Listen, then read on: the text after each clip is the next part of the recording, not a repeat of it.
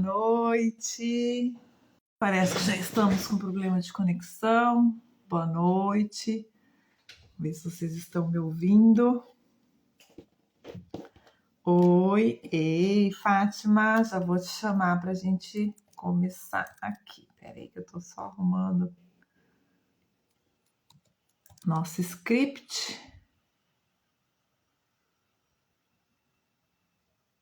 Oi, Marci, seja bem-vinda. Boa noite.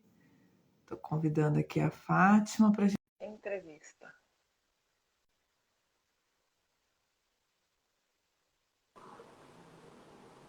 Oi, Maria Helena. Ei, Fátima, pronto, agora deu certo.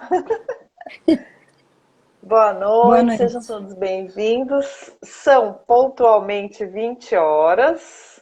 Então, primeiro eu quero agradecer aí a minha amiga Fátima. Quantos anos que a gente não se encontra, mas a cada vez que a gente se fala é como se tivesse visto ontem, né, Fátima? A amizade verdadeira é assim, não tem tempo, espaço nem distância que nos deixa longe, né? Boa noite, Mara, seja bem-vinda. Então, Fátima, porque nosso tempo vai correr, a gente não vai ver passar, eu já sei que não vai dar para a gente explorar tudo que a gente gostaria, né? Tanto da sua vida quanto do livro. Eu vou começar, então, te apresentando, né? Te apresentando, não, pedindo que você se apresente, te agradecendo por essa oportunidade, por estar no bate-papo online comigo, para a gente falar desse livro maravilhoso, né? Deixa eu botar aqui, que às vezes o pessoal entra e gosta de ver. Se a Disney administrasse seu hospital. No decorrer da live a gente vai falar sobre o que é, né, esse livro. Mas antes disso, Fátima, se apresenta, fala um pouquinho de você, fala para o pessoal, né, quem é a Fátima, o que a Fátima faz, para então a gente começar com as perguntas. Tá bom. Primeiro agradecer o convite e a todos que estão aí prestigiando a nossa live. Quero também deixar registrado que é a primeira vez que eu estou participando de uma live, então, assim, o frio na barriga acontece, né? E estamos aí, é uma troca, a vida é uma troca, né? Então, na verdade, eu vou começar falando como a pessoa Fátima, né? A pessoa Fátima, ela é uma pessoa virtuosa, ela é uma pessoa acolhedora, ela é uma pessoa ética e amiga. Como profissional, eu sou muito responsável, sou comprometida com o meu propósito e compartilho tudo que eu aprendo. Claro que sempre falando sobre as fontes, né, da onde que eu tirei, porque isso é muito importante. Haja vista, né, o quanto de informações que hoje a gente tenha soltas aí na parte da internet, né? E a afinidade com o livro, né, que você me perguntou há pouco, né, qual seria a minha afinidade? Eu sou enfermeira de formação, né? Tive o prazer de, né, nós nos formamos em pós-gestão de qualidade juntos já tem alguns anos, e quando eu me deparei, tem vários livros que eu escolhi, mas esse me deparei exatamente pela afinidade da minha profissão, né, da área que eu atuo. No momento eu atuo numa rede privada, na área da qualidade, de um hospital pediátrico, no Rio de Janeiro, e atuo na área da qualidade. Então, assim, esse foi o motivo que eu escolhi esse livro. Muito bom. E é interessante você estar trazendo aí a questão da qualidade, porque a gente pensa na qualidade, quando a gente lembra de qualidade, a gente pensa em fábrica, em produtos, né? Então, desde a época do ISO e tal. Então, assim, fala o que é a qualidade na saúde, né? No hospital, que você falou. Quando a gente fala de qualidade, a gente está tratando com pessoas. Você está falando da qualidade do medicamento, da cama, o que é qualidade na área da saúde? Perfeito. Na verdade, a qualidade é fazer tudo de uma maneira correta desde a primeira vez. Então, a qualidade, ela vê processos. Então, Dona Bedian já dizia isso, né, lá nos seus primórdios, que é o queijo suíço que a gente chama, né? Quando você tem tudo organizado, protocolos, políticas, normas e condutas, você traça o caminho para fazer sempre o certo da primeira vez. Óbvio, se naquele momento não deu certo, vamos rever o processo. Então, a qualidade, para mim, eu até gosto muito de trabalhar isso desde o final da nossa pós-graduação, eu uso uma tríade para mim, né? Existem 3 tipos de qualidade na minha concepção. qualidade pessoal, que está inerente aos seus valores, a qualidade profissional, que é a formação que você tem, né? E a qualidade institucional, que é onde você vai trabalhar, que precisa também ter uma troca, né? Você tem lá todo o seu estudo, a sua formação, mas se aquela empresa não te der o mínimo aceitável para você desempenhar um trabalho seguro, que é o mote, né? O norte da área da qualidade, a fazer a entrega de um serviço seguro, né? Você acaba ficando preocupada e triste, né? Se você não entregar dessa maneira. Então, qualidade é isso. Muito bom, Fátima. A gente vai falar mais, né? Eu vou fazer aquele bate-bola, fazendo a citação do livro, você trazendo as suas experiências e se você concorda ou não com o autor, porque às vezes a gente discorda, né? Mas antes dessa primeira pergunta, você falou de uma tríade aí que me chamou a atenção, eu te conheço, né? Mas fala para o pessoal, assim, você acha que dá para ser uma boa pessoa, um bom profissional e trabalhar num lugar ruim? Ou ser uma boa pessoa, um mau profissional e trabalhar num lugar bom? Ou o contrário, né? Ser uma má pessoa, mas aí você é um bom profissional e trabalha num lugar bom. Ou você acha que essa tríade, principalmente pensando na tríade, né, aos olhos da qualidade, você tem que elevar ali o nível, vamos dizer, o sarrafo, para tentar melhorar sempre, ser bom em todas as áreas, ou buscar se qualificar para ser uma melhor pessoa, que vai te fazer um melhor profissional, e inevitavelmente você vai estar numa boa empresa, né? Numa boa, seja indústria, hospital, comércio, qual for a área de atuação, né? Fala um pouco o que você pensa sobre isso, está fugindo aí do nosso roteiro, né? Mas eu achei muito interessante que você trouxe isso, e a gente ouve muitas vezes as pessoas infelizes aonde trabalham, às vezes a pessoa que quer dar um jeitinho, quer passar a perna em alguém, daí dá um problema no trabalho, ela acha que a culpa é do colega, do patrão, mas não vê que isso é da intenção dela. Então, fala mais dessa tríade que eu gostei bastante, para a gente depois aprofundar na questão do livro. Tá. Na verdade, assim, né? Quando eu falo qualidade pessoal, antes de eu ser um profissional, eu sou uma pessoa. E como pessoa, eu tenho as minhas qualidades, né, os meus valores. Então, e quando eu falando de processo de trabalho, para eu ter um bom processo, um bom trabalho, eu preciso de pessoas que entendam qual é o seu valor ali dentro, qual é a sua... eu brinco que é o olhar diferenciado no cuidar. Entendeu? O que eu quero?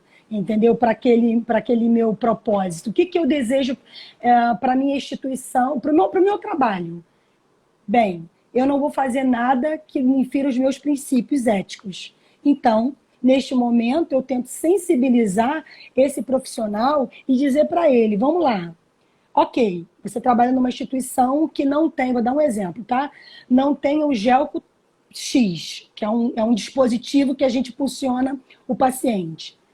Mas esse determinado dispositivo, realmente ele vai levar a uma maleficência, vai prejudicar o paciente? Então, vamos sentar com as pessoas que adquirem esse produto e vamos mostrar para elas o quão aquilo é importante ser mudado. Então, assim, eu tento trabalhar a sensibilização e mostrar, aí vem o conhecimento, mostrar o conhecimento da minha profissão, eu falo de qualidade profissional, e dizer assim, entende que isso daqui, pautado na legislação ou nas boas práticas, pode levar um dano ao paciente? E aí, com isso, Renata, e por isso eu falo dessa tríade, eu acredito na Fátima porque eu sei que ela buscou o melhor para cá. E eu costumo dizer, bem lá atrás, mas ainda continua até hoje, que eu costumo dizer que o leito do paciente é o seu retrato. É quem você é. Então, eu lembro que eu falei que eu sou enfermeira, né? E pós-graduada, sou gestora de qualidade. Só que a minha primeira formação é instrumentadora cirúrgica. A segunda formação é auxiliar de enfermagem. A terceira, técnica de enfermagem. Então, eu permeei por todas as áreas de categoria. Eu achei muito boa a pergunta que vem depois que você fala sobre a categoria. Então, a categoria, por onde você passa, você aprende um pouco. Então, eu brincava muito. Gente, esse leito aqui é da Fátima. Por quê? Porque eu tinha a minha característica. Então, quando eu falo sobre a formação, o profissional, ele deixa a sua marca. o seu legado. E isso inevitavelmente faz toda a diferença no próprio cuidar, né? No cuidado com o paciente, muitas vezes na recuperação do próprio paciente, em como ele sente esse cuidado, porque o paciente às vezes pode estar lá na UTI em coma, né? Inerte aparentemente, mas ele está percebendo, ele está sentindo o cuidado, o carinho que ele tem ali, né? Eu fiz uma live da cientista que curou o próprio cérebro e ela relata isso no livro, né? A diferença que era o dia dela quando chegava pessoas que realmente queriam cuidar dela, né? E como isso ajudou no tratamento dela. Mas eu vou passar então para a primeira citação e a pergunta aí. Antes disso, Fátima, agradecer o pessoal que está chegando aí. Boa noite, Cris, Bertiane, Arthur, tem bastante gente, Maria Helena, Bibi. Tá com a página dividida aqui assim com nós duas, eu às vezes não consigo ver todo mundo. Então sejam todos muito bem-vindos, tá? Aproveitem aí, vamos explorar a Fátima. Quem quiser mandar pergunta online, manda aqui no bate-papo que eu consigo acompanhar. E aí, o Fred Lee, ele fala assim no livro, Fátima: empenhar-se ao máximo, contratar pessoas positivas e carismáticas, instruir os atendentes a indagar sempre as necessidades do paciente, demonstrar preocupação com a privacidade dos pacientes, enfatizar para a equipe inteira a importância de informar constantemente ao paciente a sua condição física, atrasos, testes, tratamentos e para que servem os medicamentos. E aí ele valoriza, então, o dom da empatia e vem bem de encontro a isso que você está trazendo dentro dessa tríade que você considera essencial, e eu concordo com você. Então, quando ele fala disso, né, quando o autor traz a questão da empatia, fala da satisfação, e ele coloca a prioridade na condição da experiência do paciente, ou seja, a visão da pessoa que está menos favorecida ali dentro do contexto, mas principalmente em valorizar, né, essa pessoa, valorizar as percepções, as necessidades dele, independente muitas vezes até do caos que possa estar externamente, falta medicamento, falta equipamento, sei lá, falta pessoas, né, porque às vezes a rotina de vocês eu sei que é bem puxada, entendeu? Então, assim, além de saber esse estado, essa necessidade, o que você pensa, né, como agregar, você concorda com o autor em relação a esse olhar diferenciado? Isso faz parte de uma melhor qualidade, né, de uma melhor excelência no atendimento, na humanização do próprio trato do hospital de modo geral, mas principalmente aí com foco no paciente, né? E como que você orienta aí os profissionais para agir no seu dia a dia? Você é uma líder, né? Não só da sua equipe, mas eu sei que você é exemplo para as outras pessoas que não estão diretamente ligadas com você. Então fala um pouquinho aí de como que é essa rotina, como que é a sua conduta enquanto líder, escutar, né, a equipe, os liderados e principalmente ter esse olhar para a necessidade do paciente, por mais que muitas vezes ele não consiga falar, não consiga se manifestar, né, para expor aquilo que ele possa estar sentindo, precisando. Como é que vocês identificam isso? É muito interessante, né? Eu sou formada na área da saúde, eu estou há 22 anos, e eu trabalhei 18 anos com adulto e atualmente trabalho 7 anos com pediatria. Então, são públicos diferentes. São públicos diferentes. E a gente fala muito, né, na segurança do paciente, o cuidado centrado na pessoa. Então, hoje, o meu paciente, né, ele é a criança, né, mas ele é todos que estão à sua volta. O pai, é o tio, é o avô, são todos que estão à sua volta. E neste momento, uma das primeiras ferramentas que eu utilizo e passo para a minha equipe é freia e escuta. Escuta ativa, porque tem a escuta e tem a escuta ativa.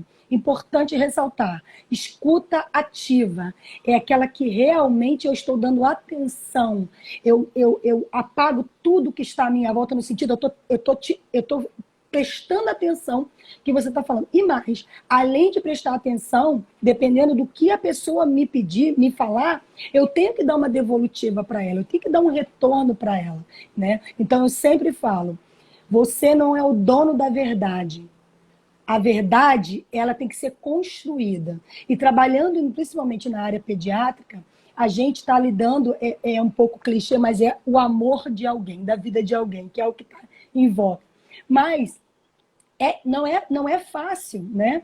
Mas assim, dá um passo para trás, escuta essa mãe, divide o cuidado com ela, e aí quando a gente fala de cuidado e segurança, nesse momento que a gente oferece, né, que a gente vai lá chegar de manhã, vou dar um exemplo, tá? Bom dia, meu nome é Maria de Fátima, eu sou enfermeira, vou cuidar hoje do seu filho. Por favor, me fala, por gentileza, o nome dele completo e a data de nascimento, que são os indicadores que preconiza a RDC 36, que fala sobre a segurança do paciente. E aí ela para e você divide com ela. Olha, agora eu vou fazer tal medicamento. Esse medicamento é para isso. Pode ser que ele tenha esse efeito colateral. Você cria ali uma credibilidade, uma relação de confiança com essa. Eu estou falando da pediatria, mas no adulto é a mesma coisa. E achei interessante quando você falou que, às vezes, aí falando da minha área de adulto, né? Que eu trabalhei muitos anos, que você pode falar, mas é aquela pessoa está, às vezes, na terapia intensiva, sozinha, e como que vai ser? Então, a audição é a última coisa que se perde, né? Então, o paciente sedado, ele tem aquela escuta bem, né? Vamos dizer assim, bem lá no fundinho, né? Como eles falam. E eu tenho um exemplo para você, uma história verídica minha. É bem rapidinha, mas é importante as pessoas falarem. Chegou um determinado paciente nesse hospital que eu trabalhava, adulto, e ele chegou vítima de arma de fogo, né? Foi sofrer um assalto e... Muito bem, ele chegou lá em coma. E ele ficou em coma 2, 3 dias lá. Acho que uma semana. Acho que foi uma semana. E aí todos os dias eu tinha escala e eu queria ficar com ele. Eu pedi à minha chefe, deixa eu ficar com ele. E todos os dias eu ia no ouvido dele e dizia, hoje é dia tal, é 8 horas da manhã. Aí eu soube que ele era separado, aí eu falei, olha, sua esposa, eu sei que você não é casado mais, mas a sua esposa, que é sua eterna amiga, ela vem aqui, ela telefona, fala da sua mãe. Passado esse tempo, aí passou uma semana, mais ou menos, eu cheguei no hospital, olho para o leito que ele estava, falei, cadê ele? Meu coração gelou. Falei, meu Deus. Aí a minha chefe botou a mão no meu ombro e falou, calma. Ele foi transferido. Por questões de plano de saúde, ele foi transferido, mas tá tudo bem. E eu fiquei calma e tranquila, porque, né, um jovem de 30 e poucos anos, né, e eu fiquei assim, muito bem. Passou um tempo, bastante tempo, tá alguém me ligando para terapia intensiva, aí um porteiro falando, olha, tem um rapaz aqui querendo falar, procurando uma enfermeira que fez isso, que fez aquilo outro. Aí eu vou lá ver para ver quem é, não sabia o nome. Renata, era ele. Ele foi me ver. Não acredito. Juro por Deus. Juro por Deus. Ele, a minha avó, eu até me emociono, mas eu vou me segurar. Respira. Respira. Segura no 3.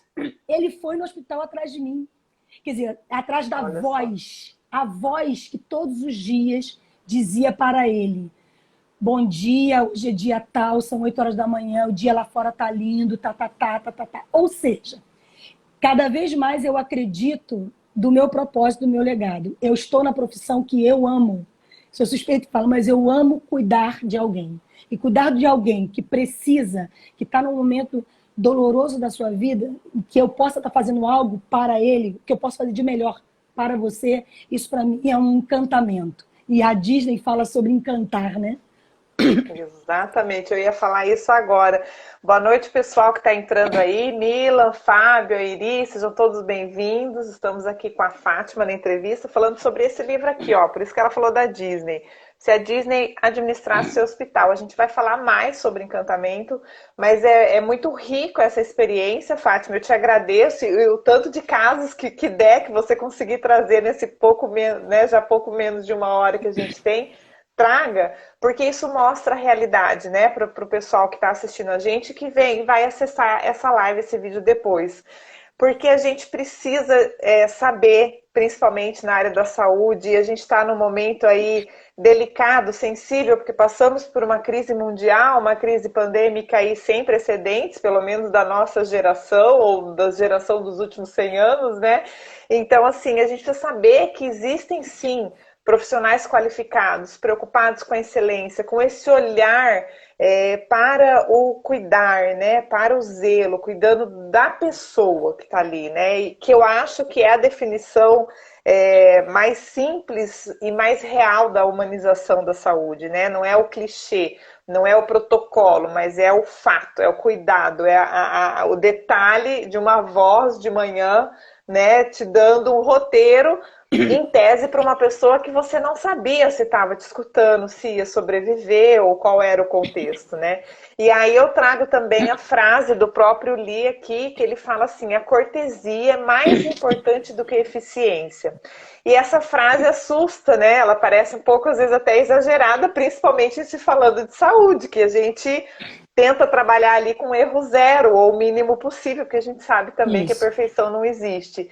O que você pensa dessa frase, né? A cortesia é, de fato, mais importante do que a eficiência. Você pode comentar, aprofundar, até trazendo do próprio livro, por que ele fala isso e qual que é o diferencial que faz isso na vida não só do paciente, mas de todos, né, envolvidos no hospital, numa área da saúde, porque a gente fala do atendimento ao paciente, óbvio que é o objetivo, né, a missão, o foco de todo hospital, mas a gente tem ali mais pessoas envolvidas. Tem você que está lá, tem o seu colega de trabalho, tem o auxiliar, tem o médico, tem a moça que vai limpar a cama, que vai limpar o banheiro, tem a recepcionista, tem o faturista, enfim, todos os envolvidos no processo. Então, a pergunta é, você concorda com essa frase, a cortesia é mais importante do que a eficiência? E para você comentar, trazer algum fato também que corrobore com o que você vai falar para a gente. Na verdade, para mim, elas têm que andar juntas. Entendeu? Cortesia e eficiência têm que estar juntas. Por quê? Quando o paciente, aí vou falar, eu vou prestar um cuidado ao paciente. E aí, naquele momento, eu vou explicar para ele, né? Claro que sempre usando uma linguagem que ele entenda, porque às vezes o profissional utiliza a linguagem científica e a pessoa não é obrigada a saber. Então, quando eu falo de eficiência, se ele foi para um hospital, ele quer buscar a excelência dos cuidados. E a eficiência, ele preza por isso. Você é um profissional, você estudou para aquilo. Então você tem que ser eficiente. E aí, sim, você tem que ser eficiente, você vai fazer o seu melhor, mas você vai dizer que em determinados momentos, isso é verdadeira, que você precisa da ajuda dele, do entendimento dele, né, de uma forma educada e cortês, né, vamos dizer assim, para dizer assim, olha, por mais que hoje a senhora deseje dar o banho no paciente, no seu filho, tá?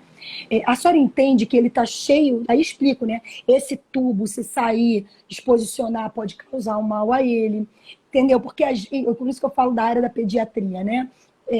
Você precisa sensibilizar, falar com carinho, né?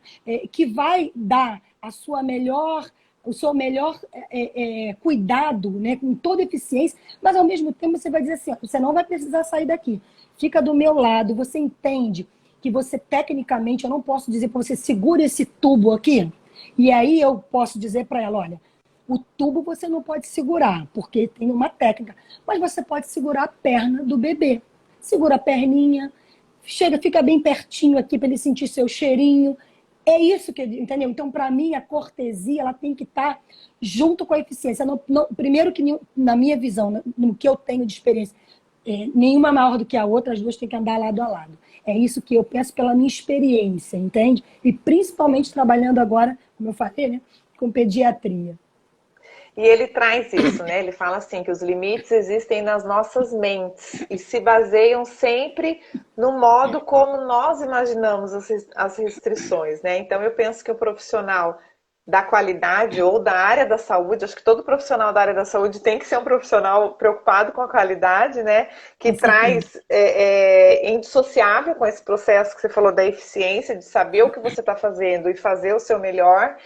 E aí a gente pode dizer assim que a gente qualificaria a própria excelência ou a própria eficiência com a cortesia, então com esse olhar humanizado, com esse olhar diferente, né? Vendo a pessoa como pessoa, independente do que possa ter acontecido, para ela estar ali naquele contexto, né?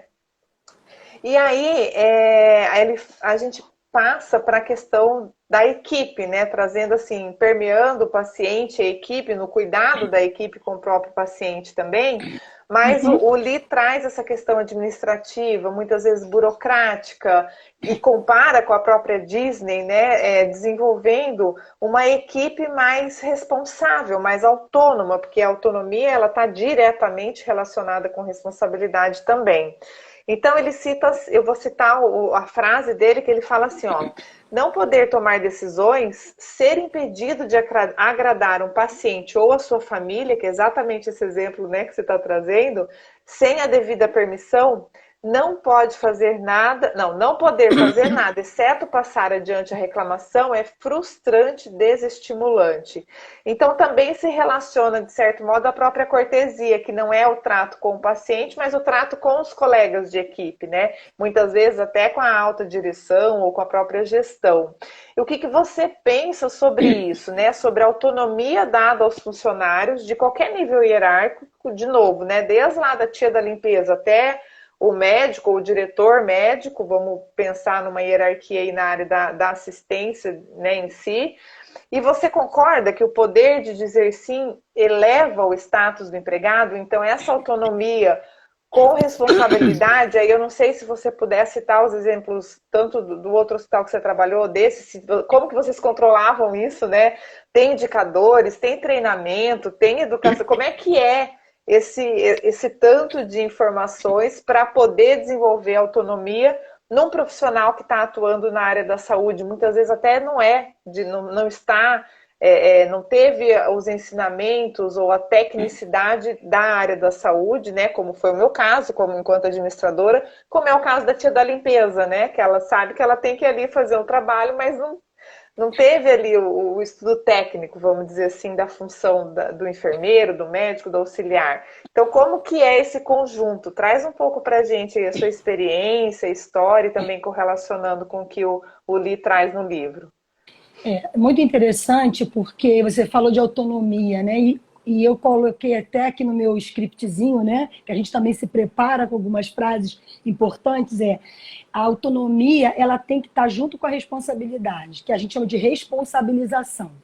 Então, toda vez que eu dou autonomia ao profissional que está dentro da minha equipe, eu digo, eu estou te dizendo que hoje você vai cuidar desse paciente, mas você entende que ao cuidar dele, antes de tocar no paciente, você tem que ler o histórico dele, saber o motivo pelo qual ele está aqui, por que ele está aqui, qual vai ser o plano terapêutico dele do dia. Dentro da área da enfermagem, nós temos chamado diagnóstico de enfermagem. Tem o diagnóstico médico e o diagnóstico de enfermagem. E isso é uma legislação. Muitos não sabem, né? Então, a gente precisa se apoderar dessa ferramenta, né? Principalmente o enfermeiro, onde ele traça o plano de cuidado e o técnico de enfermagem executa. Então, a partir do momento que eu tenho uma ferramenta, né? Seja uma passagem de plantão, que é um instrumento para você melhorar o processo, porque nem tudo tem que estar na cabeça, né? Você pode fazer sim ali um scriptzinho da passagem de plantão, isso é validado, né, por órgãos e até certificações, né, de qualidade. Então você passa o bastão, né, com um documento, com uma passagem de plantão. Então o que eu falo para o profissional? Cheguei no plantão, vi como está o cenário. Chama a equipe e diz, olha, hoje nós temos um quantitativo de... Vou dar um exemplo. Temos 5 pacientes e temos 2 técnicos de enfermagem e 2 enfermeiros. Só tem um técnico de enfermagem e 2 enfermeiros. Aí o técnico pode dizer, poxa, então eu vou ficar sozinha. Não, você não vai ficar, porque nós temos a quantidade de profissionais, independente da categoria, estamos juntos, como diz os jovens, e misturados. Então, um profissional enfermeiro, ele vai atuar como técnico se tiver que atuar. E eu brinco que é muito interessante que você falou de experiência, de autonomia, não só você, mas o livro, é que neste hospital que eu estou atualmente, eu trabalhei Eu era rotina de enfermagem e educação continuada, né, antes de eu ser enfermeira da qualidade. E aí, eu estava iniciando, devia ter uns 2 ou 3 anos, mas as pessoas já me conheciam há muito tempo, né? E aí, um belo dia, chegou a diretora do hospital e disse assim, por que que fulano está cuidando do paciente tal? Por que que não é Beltrano? Aí, eu quero fulano cuidando. Aí eu disse assim, qual o motivo que a senhora está querendo que o fulano, né? Ah, porque ele tem mais experiência, ele está mais preparado. Aí eu disse, então eu queria muito que a senhora confiasse em mim, porque a minha equipe está preparada. E a minha equipe eu assumo. Eu vou ficar do lado dela, a senhora não fique preocupada, porque eu estou dizendo que hoje eu não vou tirar aquela pessoa daquele leito. Eu estou do lado dela. Naquele momento, fez um silêncio. E ela, não, tudo bem, minha filha, se você está falando, mas com respeito, não levei a voz, porque isso também é importante, o líder ter postura, ele tem que dar exemplo. E aí eu falei. E ela, perfeito, se você está falando. E eu percebi que o profissional, que em algum momento ficou na expectativa e sabia se ia sair, ele me olhava assim, caramba, eu não vou sair do leito, não. Eu falei, claro que não. Você vai continuar aqui, eu estou do seu lado, eu estou com você. E isso eu falo de trabalho em equipe, dar autonomia, mas essa autonomia ela tem que estar sendo, vamos dizer assim, compartilhada, né? Tipo assim, eu te dou autonomia, mas eu estou do seu lado, porque se você tiver alguma dúvida na sua atribuição, eu tenho que estar ali. O líder tem que estar do lado para ser o suporte dele, até que ele consiga, como diz o Monge Executivo, né, outro livro, ele consiga aí permear o seu caminho assim, mais tranquilamente, né, com menos dúvidas, né, vamos dizer assim. E quanto que um posicionamento igual esse exemplo que você trouxe, Fátima, ajuda a desenvolver a própria confiança entre os liderados, né, da sua equipe. Então, eles sabem também que você está dando ali a função, independente do cargo, né, que muitas vezes pode acontecer, de um precisar Sim. ajudar o outro. Então, eles saberem que eles também estão ali por você e por eles, né? Tipo, é quase os mosqueteiros ali, né? Um por todos e todos por um. Então, você ter essa confiança da equipe também te dá uma segurança, né? Para gerar autonomia, para gerar essa confiabilidade, vamos dizer assim, entre todos. E aí, assim, aproveitando esse exemplo, que eu acho que ele é rico, me fala um pouco da reação da equipe, dessa pessoa, né, que achou que fosse ser tirado, porque quando um diretor chega, não é todo mundo que consegue ter esse posicionamento que você teve, né? E como que isso reflete como que a Disney exemplifica isso, né? Fazendo analogia com o hospital e também com o próprio livro, trazendo esse conceito aí da excelência e da qualidade, mas da segurança, né? Do trato no caso do hospital com o paciente, fazendo analogia com a Disney, com as pessoas que estão ali, né?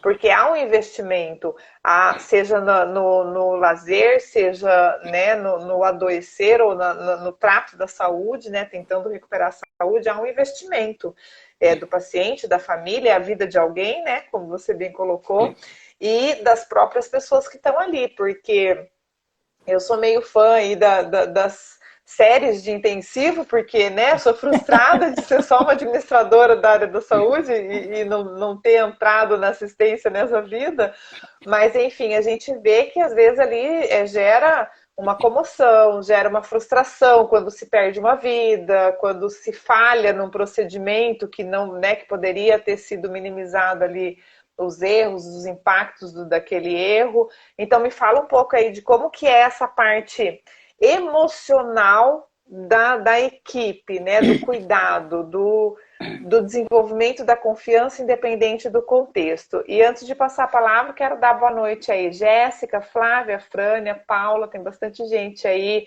entrando, agradecendo, o pessoal está te dando parabéns. Fatinha é alguém que trabalha com você aqui, o Fábio, ó, porque esse nome é só de pessoas Trabalhamos. próximas, né, Fatinha? Então vamos lá, fala um pouco dessa parte assim emocional, mais do zelo mesmo, né? Do convívio, da relação, da confiança e do impacto desse contexto, desses vínculos para o próprio paciente, para o atendimento de modo geral.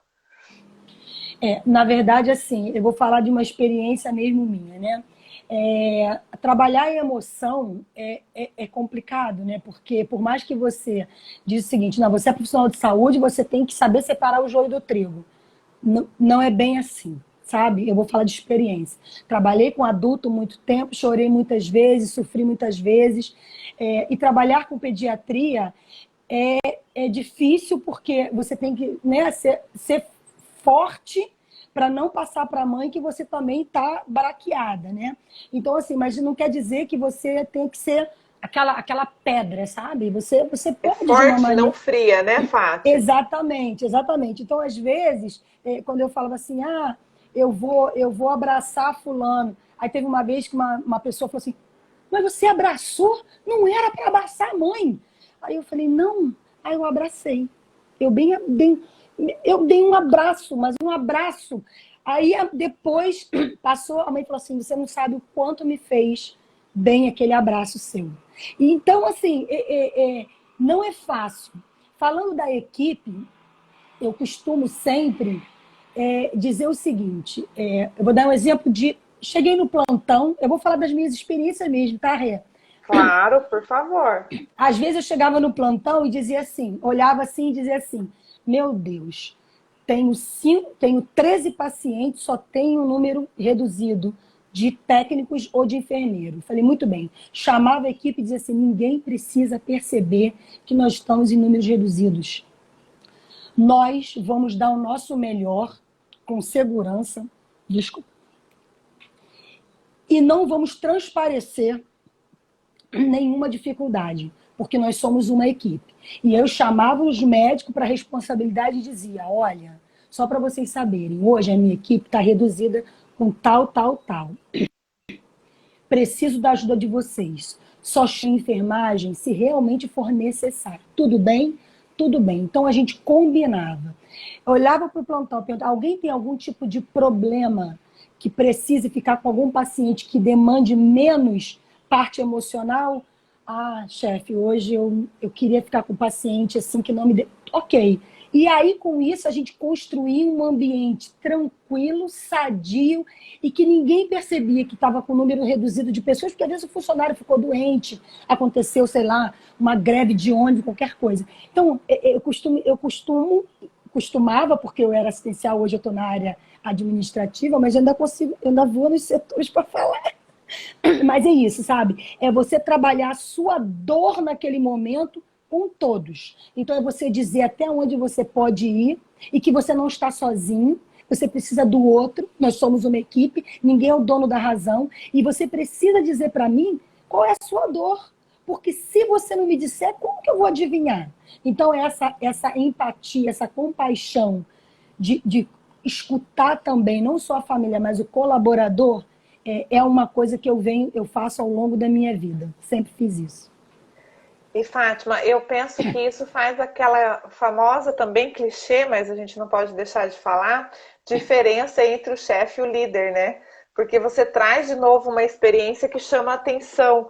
Então, assim, em tese, no momento crítico, 100 pessoas, onde você, enquanto líder, tem que decidir o que fazer, e aí você então convoca a sua equipe, incluindo, né, a hierarquia ali, todos os envolvidos, vamos dizer assim, não interessa quem é mais, quem é menos, hierarquicamente falando, porque humanamente falando ninguém é melhor do que ninguém, né, tecnicamente, vamos dizer assim, falando, e aí você joga para eles a responsabilidade de, né, compartilhando o problema, e eu penso que isso faz toda a diferença. Tem um pessoal aqui, ó, só turma, né? Direito Médico, Tamires, Vitória, boa noite. A Paula, o pessoal tá te dando parabéns, Agradecer. falando do seu olhar diferenciado, né? Da liderança, da excelência que você tem, desse olhar para o paciente. Aí a Paula, sua ex-nutri, ó, da sua equipe aqui, tá com saudade, né? Falando que você é super humana. Rafaela, Maria de Fátima, sejam todos bem-vindos. Boa noite. Depois vocês voltam, tá? Vai ficar no IGTV, vou marcar a fatinha para você poder compartilhar também, Fátima, o pessoal poder assistir a sua live. Mas a gente está falando, então, exatamente dessa diferença, não só do olhar para o paciente, que, claro, é o foco de atenção, vamos dizer assim, dentro do hospital, mas para todos os envolvidos, porque mesmo o paciente sendo o foco, existem várias pessoas envolvidas naquele processo, né? Então, se você tiver direcionar o seu olhar só para o paciente e esquecer de quem está cuidando do paciente, de quem está né, medicando, de quem está separando ali a dose correta, de quem vai vir limpar, a hora de trocar, a hora de tudo, né? Que é tudo quase que milimetricamente calculado. O planejamento da rotina hospitalar ela é mais intensa, vamos dizer assim, do que uma empresa comum, vamos dizer, né? Em função da complexidade das pessoas envolvidas. Então, a Fátima está trazendo exatamente essa questão de chamar a responsabilidade para ajudar a desenvolver a autonomia dos profissionais envolvidos, mas principalmente esse vínculo de confiança, né? E aí eu trago uma citação do livro também, né? Oriente e ensine a todos eles que eles estão ali para gerar uma experiência memorável em cada cena, vivenciada com o paciente. Em seguida, instrua-os a colaborar. Fala um pouco sobre essa frase, Fátima. Como que você vai gerar uma experiência memorável em cada cena vivenciada com o paciente? E acho que essa questão de instruir a colaborar vem bem dentro desse exemplo que você já trouxe, mas explora mais. Eu tenho certeza que você tem mais momentos vivenciados, mas principalmente nessa questão da experiência, né? Uhum. Na verdade, assim, eu parto da premissa que o paciente, cada um tem o seu perfil, né? A gente tem que ter isso muito claro, né? O paciente não é a doença, o paciente não tem conhecimento pela doença, e sim pelo perfil dele. Então, quando eu chego, o cuidado para um paciente com João que tem uma pneumonia, ele vai ter um olhar, um cuidado diferente para o Alberto, que tem pneumonia também. Mas são pacientes diferentes. Então, essa experiência, ao dizer para ele o que ele tem, o que eu vou fazer, o que pode dizer, não, olha só, é pneumonia, o cuidado é igual para todo mundo. Não. Às vezes, o João, ele não aguenta ficar de cabeceira elevada, né, para melhorar a parte da respiração. Ele não aguenta. Mas o Alberto, ele consegue. Então, assim, por mais que as patologias sejam iguais, cada paciente, ele vai me dizer até onde ele pode ir. Então, a experiência do paciente, eu tenho que escutar o que ele aguenta, o que dá para ele, e aí, naquele momento, ele vai dizer, não, eu me lembro que quando você cuidou de mim, você sabia que eu não aguentava ficar muito sentada. Então, você fazia um mais ou menos. Você tinha esse cuidado comigo. Eu me lembro que nessas andanças, paciente de pós-operatório de cirurgia cardíaca, né? Cheio de fios, no adulto agora, tá? Cheio de fios, cheio de tudo. Não, vou botar o paciente sentado. Não, você tá doida? Que vai botar o paciente sentado o quê? Eu falei, vamos lá. Por que ele não pode ficar sentado na poltrona? Chamava o médico do plantão, chamava o fisioterapeuta, né, e dizia assim, olha, ele tem esse catéter aqui, ele tem alguma coisa que impeça ele ficar sentado na poltrona 20 minutinhos, 20, só para ele botar o pezinho no chão, né, assim, numa toalhinha. Não tem nada que impeça, então tá bom, é só isso que eu queria saber. Aí quando chegava a equipe, claro que eu nunca fazia isso sozinha, fazia com uma equipe, mas eu já dizia o seguinte, bem, o plano terapêutico do meu paciente eu construí com responsabilidade. Eu perguntei, doutor, físio, tem algum impeditivo? Não tem. Então hoje, falava para ele, olha, seu fulano, o senhor hoje vai ficar 20 minutos sentado na cadeira. Mas não quer dizer que amanhã o senhor vai ficar. Então entenda que cada dia, é uma avaliação. Então essa experiência eu trago para cá que não vai ser igual, porque eles podem dizer, mas ontem a Fátima me botou sentado, hoje você não vai me botar, porque senão fica parecendo aquela coisa, só a Fátima que é boa e o outro é ruim. Não. Então, quando eu dava algum tipo de cuidado diferenciado, eu explicava, hoje eu dividi com a equipe e hoje o senhor pode ir para a poltrona. Pode ser que amanhã o senhor queira e não possa ir, tudo bem? Então é isso, entendeu? Eu sempre, com a experiência do paciente, eu dizia assim, o que é o combinado de hoje? Combinado de hoje é aquilo que que a sua situação, né, daquele dia está dizendo que pode. Porque às vezes a pessoa fala, eu tô conseguindo, enfermeira, eu consigo sentar, deitar. Eu falo, então, por mais que você queira, o seu corpo não vai deixar, porque você está 2 meses deitado nessa cama. Então vamos sentar na cama? A gente senta na cama, você mexe as perninhas, aí daí amanhã você já fica em pé na cama. Tudo devagarzinho, né? Vamos um dia de cada vez. Então, o que eles reportam para mim que algumas pessoas também ao longo da minha vida não foram só coisas boas não, tá, gente? Também teve coisas bem tristes, mas eu ia perguntar isso agora, ó. Você deu o gancho, desculpa te interromper, porque você estava falando ali e me chamou a atenção o processo da paciência que você tem que ter, às vezes, num trato, num cuidado, né? Principalmente você que trabalhou sempre com cirurgia, com TI, com situações mais críticas, de certo modo, né? Então, assim, como lidar com um paciente, às vezes, estressado, que está bravo, que passou por uma experiência não esperada, como o exemplo que você deu lá do rapaz, né? Que sofreu um roubo e levou um tiro. Então, não é algo que ninguém sai de casa planejando que aconteça.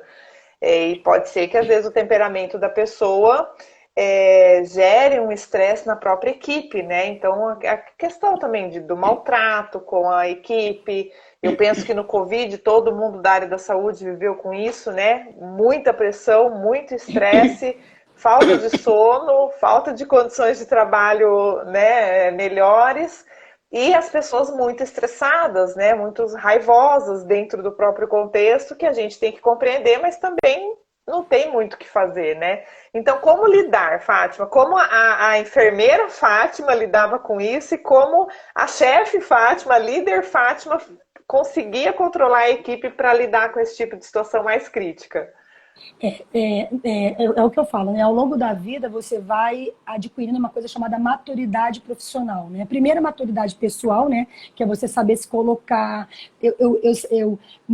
Quando eu era técnica de enfermagem, eu tinha uma postura porque eu estava iniciando. E quando você muda, você vai ter que mudar também algumas posturas suas. Não estou dizendo que você vai deixar de ser a sua essência, não é isso. Mas vai ter alguns momentos que você vai ter que, né, dar uma lapidada aí na sua maneira de falar, né? Nunca deixando, agora você de cara fechada, não é isso. Tanto é que antigamente o meu até apelido, né, eu tive, né? Furacão, agitadinha.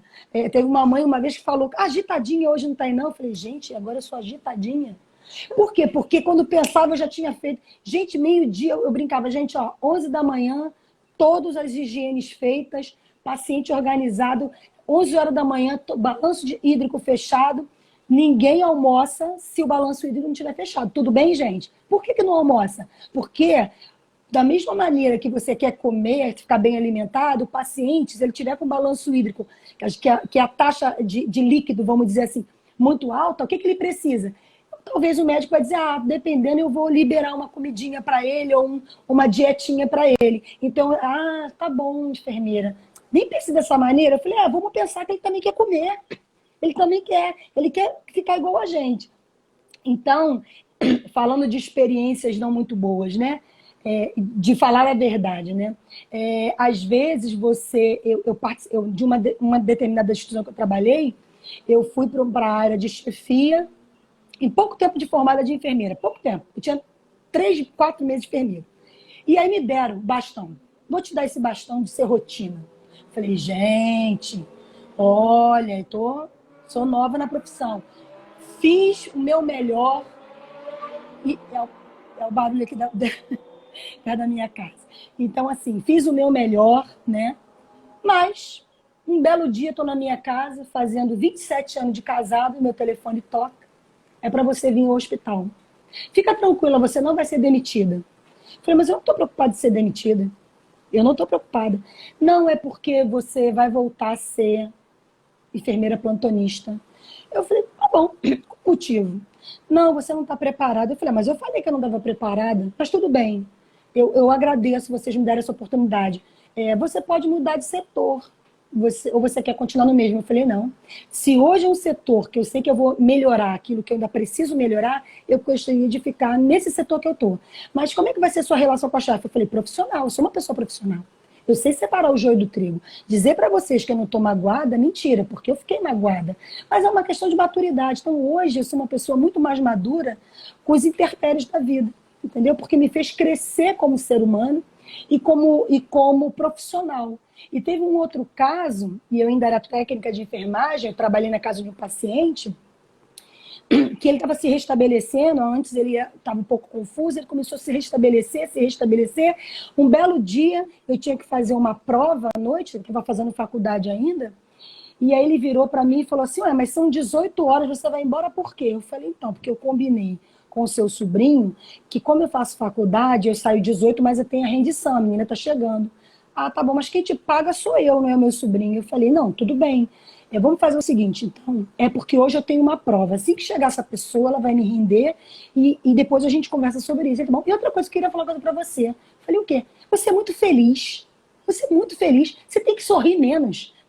Você fica abrindo essa arcada dentária o tempo todo. Renata, aquilo me fez... Eu falei, nunca mais eu quero trabalhar com paciente em casa. Eu falei, nunca mais. Eu fui para dentro do banheiro, eu chorava. Aí veio a moça que trabalhava na casa, calma, ele tá idoso. Eu falei, não, eu sei de tudo isso, mas ele falou, poxa, eu tenho que ser infeliz? Ele já tá doentinho, eu quero pelo menos brincar com ele, dar uma boa gargalhada.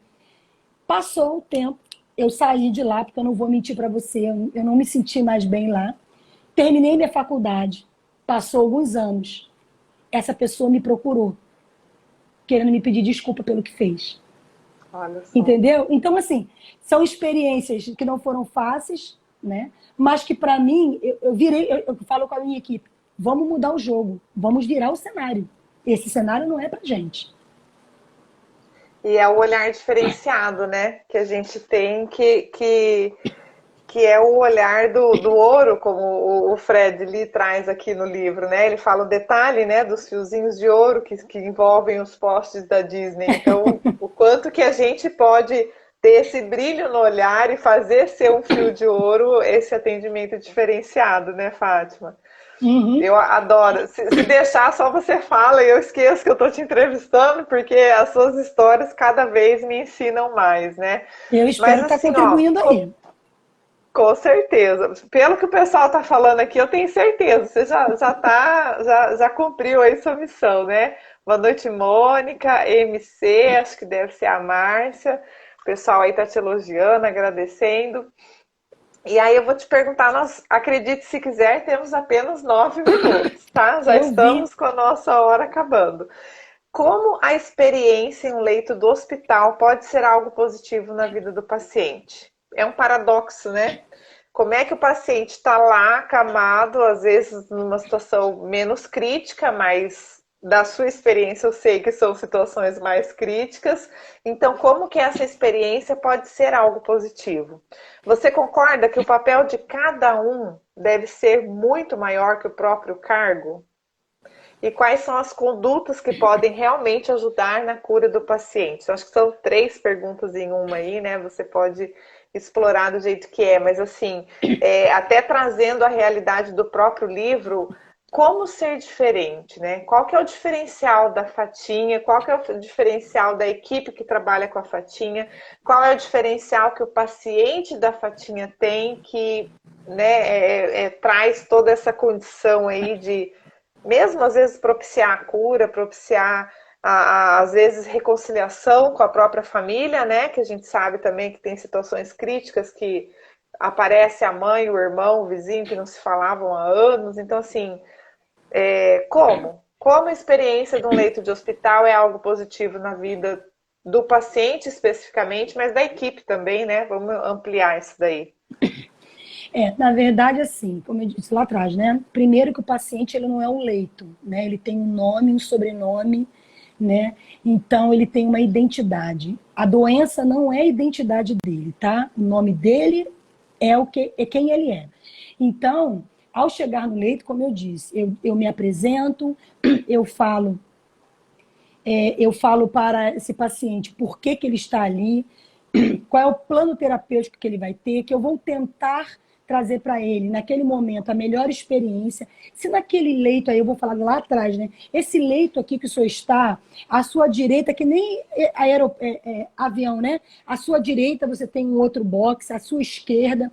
E às vezes, do lado esquerdo do paciente, tinha um outro leito, ele falou, não quero ver. Eu falei, ok, vou fechar a janelinha aqui. Então, assim, essa experiência do leito, eu sempre deixava o leito todo organizado. Eu mostrava para o paciente, ó, tá vendo esse fio aqui?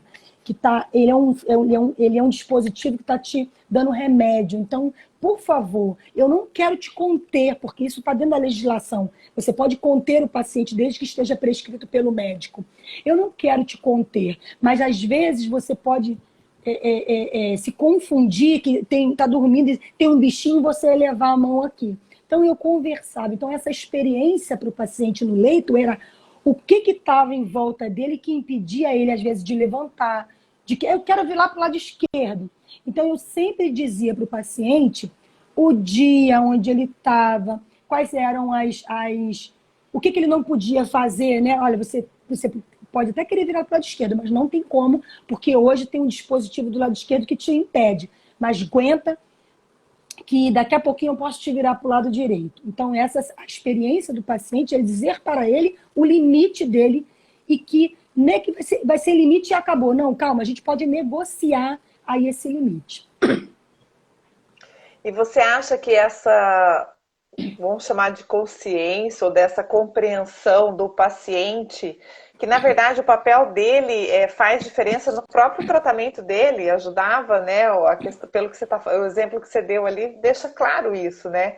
O quanto que informar o paciente não só facilita o trabalho da equipe, mas propicia a recuperação dele, né? Ele é parte, vamos dizer assim, do cuidado, ele é parte da cura, ele é parte ativa do processo, é isso? Sim, aí quando até tem uma parte que fala, né, condutas, as condutas podem ajudar na cura, vai depender, né, de qual a patologia do paciente, quais são as restrições, mas essa cura vai depender se aquele profissional que está cuidando tem expertise daquilo. Às vezes o profissional não está habilitado para cuidar, vamos supor, de uma lesão. E aí, essa cura talvez não vai chamar um profissional com expertise para cuidar daquele tipo de lesão. Eu que travei.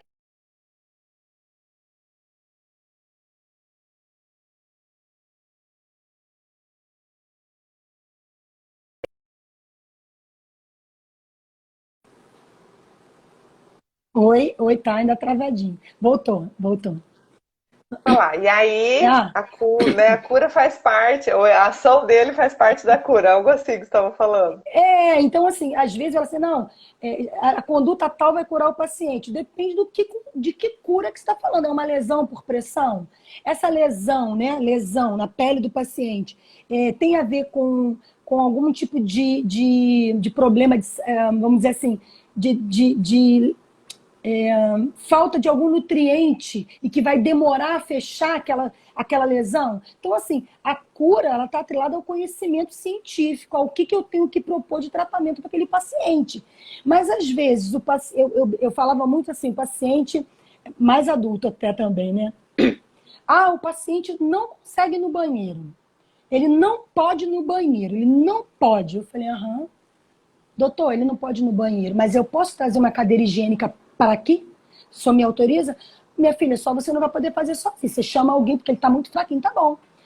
Fechava a cortininha e dizia assim, eu tô aqui do ladinho, pelo amor de Deus, não vem para frente, não vem para trás. Eu cercava ele todinho com lençol, para ele não ir para frente nem para o lado, porque era o lençol ou faixa, né, o que tinha naquele momento. E aí, Renata, ele fazia as necessidades dele fisiológicas e dizia assim, meu Deus, eu sou uma outra pessoa. Eu só queria resgatar o que para mim era um valor um sanitário. E eu pensei, você tá doida? Deixa eu falei, eu já botei fralda. E é horrível, eu já botei fralda. Eu fiz uma cirurgia na perna e eu precisei ficar um dia de fralda. Um dia não, 6 horas de fralda. Eu fiquei louca. Então, assim, se pôr no lugar do outro, a compaixão, né? De você falar empatia, assim, compaixão. Você já botou uma fralda para você? Então, às vezes a pessoa fica uma semana sem, pô, mas eu não consigo fazer.